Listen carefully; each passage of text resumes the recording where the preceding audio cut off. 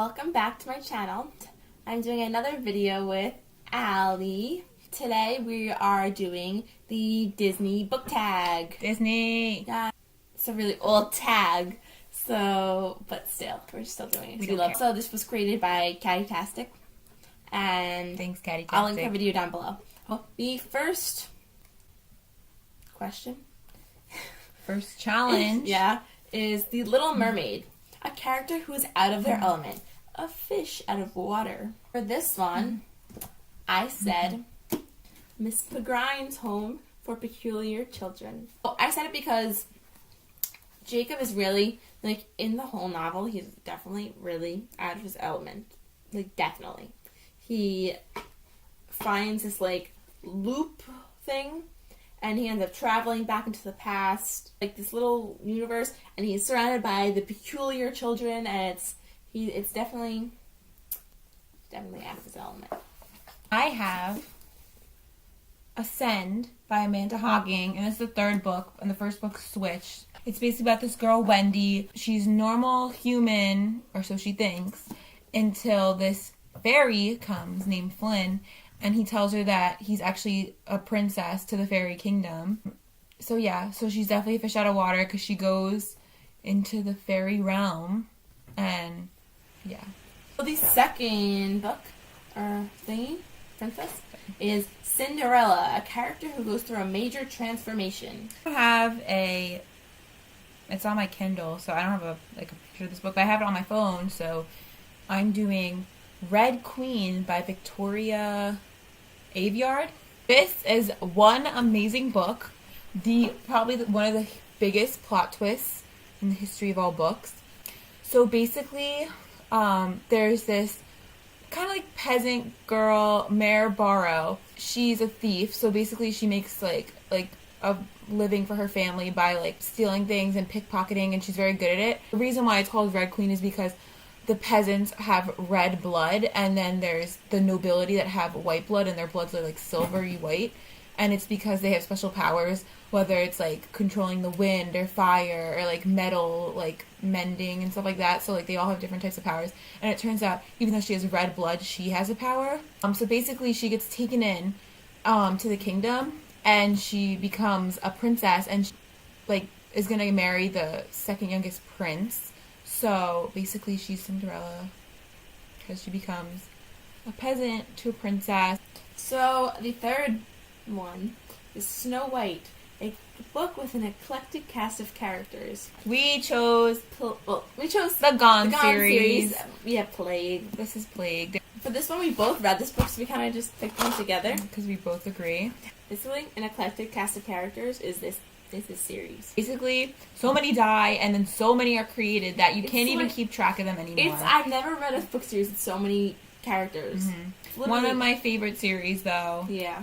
Definitely my favorite science fiction series. Definitely. You should read it if you haven't. It's really sick, really twisted.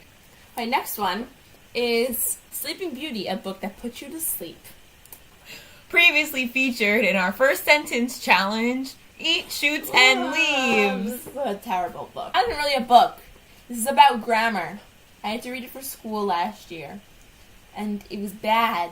I didn't even really read it, so I couldn't even say it didn't really put me to sleep because I didn't really read it, but if I'd read it for real, it would have put me to sleep. It was very I'm sorry, Lintrust. This was a bad book. It was terrible. Very bad. It was awful. The next one is The Lion King, a character who had something traumatic happen to them in childhood. I picked Revolution. I mean, you could basically pick any young adult novel ever written, but I picked Revolution. They all start with a tragic childhood. Exactly. So it's about a girl named Andy. Her brother Truman is, I believe he's hit by a car, right in front of her. Her father also left them right before that. So her father wasn't really there for them when it happened, her and her mother. And her mother kind of went crazy. And her mother is a crazy artist. And all she does is stay home and paint pictures of her brother. But then Andy also is kind of she kind of went crazy too. But she would go to parties all the time, get drunk, go crazy. A prodigy. She's an amazing, I think she plays the guitar. And she's amazing. She goes to a really prestigious private school. And then this whole book is about her when she's about to fail out of school during her senior year.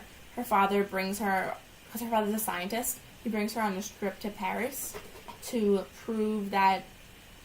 either prove or disprove that a heart that they found was the heart of the child of King Louis the 16th and Marie Antoinette. And then a bunch of other things happen. It's really, really good. You should read it. You should read it. I'll read it. It's really good. Okay. So, the next one is Beauty and Beauty the Beast. So, My fave. we did one, instead of doing like a big book, we just did one that was like Beauty and the Beast because, yeah.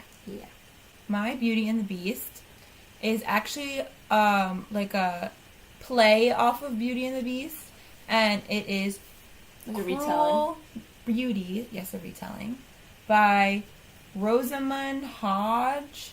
So basically, it's a really cool book about a main character named Nyx, and her whole life she's known that when she turns 17, she's going to marry this, like, demon king that rules over their, like, country, I guess you could say. And he literally is like a demon, like kind of like beast. He's like a mutation. No one really knows what he looks like or what he is, but he basically like enslaved the entire like human race. Where like if you can't go out past 6 o'clock because there's like these evil demons that will kill everyone. It's a really gruesome book, and it's really twisted. It's her trying to like seduce him and like get him to trust her so that she can kill him and like save their people. But, like, you know, there's a bunch of plot twists in there, and it's really kind of a mixture of Alice in Wonderland and Beauty and the Beast, and it's really good, so you should read it.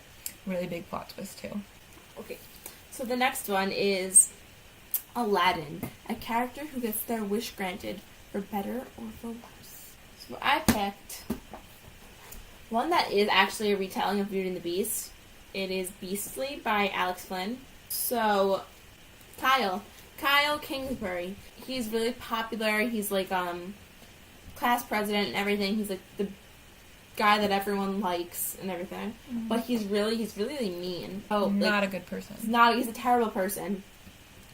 And there's this witch, and she goes to their school, but she's not. I don't know what she is. She's kind of like a witch. He's really, really nasty to her. He like, casts like a spell on him. You either get someone to love you in a year, or you stay like this forever. And basically Beauty and the Beast. Basically, yeah. And, yeah. But anyways, they both end up together in the end. We all know. Yeah. So they get their wish. Well, even though wish. I mean, the wish is him when he changes. He changes back, so he gets his wish. I guess. Okay. Next one is Mulan. Oh, Mulan. Okay. So I have Legend by Marie Lu. And basically, I don't know if a lot of people have read this. Laura hasn't, but, you know. And so basically, it's about this girl named June and a guy named Day, and it's alternate points of view, like each chapter. It's really cool, because if you look on the inside, Day's point of view is in gold. I don't know if you can see. June's point of view is in black. So you can kind of, and it's different, like, fonts. So it's really cool. So basically, it's mainly about this girl June, and she's a military like prodigy. Like she's excellent at everything she does in Excel. She's on top of her class, and basically there's like a resistance going on, and she always spies for them, like not for them, but spies on them because she works with like the state. It's in a futuristic dystopian society, and then her brother Metius is like another military like general, and he gets killed, and the prime suspect is Day, who's like this poor like peasant who's like might be part of the resistance. So she disguises herself as a guy that's a peasant and goes into like the slums and tries to find out where this guy is and who actually killed her brother. So it's really cool. It's a really good book. Okay, so this one I have Ember in the Ashes by Sabah Tahir. I feel like a character who pretends to be someone they're not. Leia. I mean, she doesn't really pretend to be someone else, but she like goes undercover as a slave. Like she's a scholar, but so basically, marshals and the scholars, they're like the marshals have taken over the scholars, and so they're after Leia's grandparents are killed by the marshals, and her brother is taken by them. She joins the Resistance, and they send her undercover to be a slave as for the headmaster of the martial school, training school. And so, yeah, she's kind of like trying to find out like stuff about them, kind of like Mulan, like she goes undercover. Yep. Okay, the next one is, we'll do Toy Story, a book with characters you wish would come to life. So my book is Throne of Glass by Sarah J. Maas. Basically, if you've read this book, or if you ever read this book, you will want all the characters to come to life, because it's about this really awesome girl named Selena, and she's basically an assassin. She's the best assassin there is. She works for this like kingdom, a kingdom, and under Prince Dorian, and she's always killing people. And point of view, and you see how she's like kind of like callous inside, but at the same time she does have feelings, and she does have feelings, and she has like a compassion for an assassin, like as like an assassin, which you wouldn't like really realize, you know what I mean? Like it's like unusual for one, because she kills people, and she does actually feel bad. She does feel bad about it, but like it's like her struggle. And then she wants to be free of it. She doesn't want to keep killing people. So basically the king sets up a like challenge where thieves and like assassins and like skilled killers come from around the whole entire like kingdom, and they come to compete to be his champion. She wins, she can serve him for 5 years, and then basically, or like a year or something, I can't remember the amount of time, and then she become free. So it's like her journey through it, and it's really good. And like I want Prince Dorian, Selena, and like the Captain of the Guard Westfall all come to life so I could be friends with them, because they're awesome. Well, for my characters, I did The Giver, mostly because I love Jonas. Jonas is nice. I loved him. Like he was like I'm not necessarily, I don't really want any of the other characters to come to life, but I love Jonas. The Giver is nice. Yeah, but no. I mean he's nice, but like, I love Jonas. Like he's like, oh my god, he's such a good guy. Like, Mary Jonas. I love him. Okay, the last one in actual challenge is Disney Descendants. Your favorite villain or morally ambiguous character. So, okay, this is really hard to explain.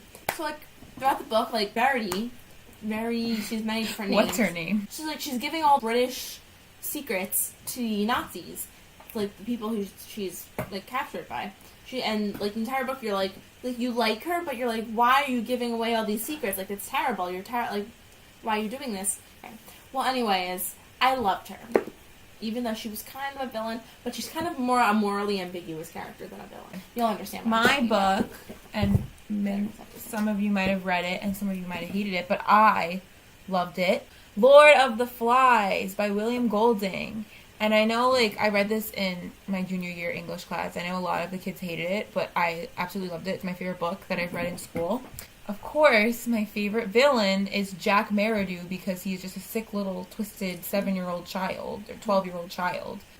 I absolutely loved watching him turn evil. Like, it was so, like, this book opened up my eyes, and, like, I wrote a really good killer research paper on it. We also have the 2 extra. And we'll do Pocahontas first. Yeah, we'll do Pocahontas. Okay, so for Pocahontas, I have Under the Never Sky by Veronica Rossi. So basically, this girl, Aria, lives in like a futuristic society where everyone thinks the outside world, like nature and everything, is bad for you and it can kill you. So they live basically in these gigantic bubble chambers, and it's like huge cities, but they're all indoors. Something happens, I won't tell you what, but she ends up in the outside world, and like she thinks she's gonna die. So like, but then she meets like the barbarian people who aren't really barbarians and kill everybody. They're kind of like normal people. They just live in the world, kind of like the Native Americans and the English, right? Because they think they're so much more advanced and better than them. She at first tries to like not unite the people, but like help them to understand like why they shouldn't hate each other. And then she finds out something, and I won't tell you what, but it's a little twist. It's not the same ending as Pocahontas, but it kind of is in the beginning. So Under the Never Sky, Aria.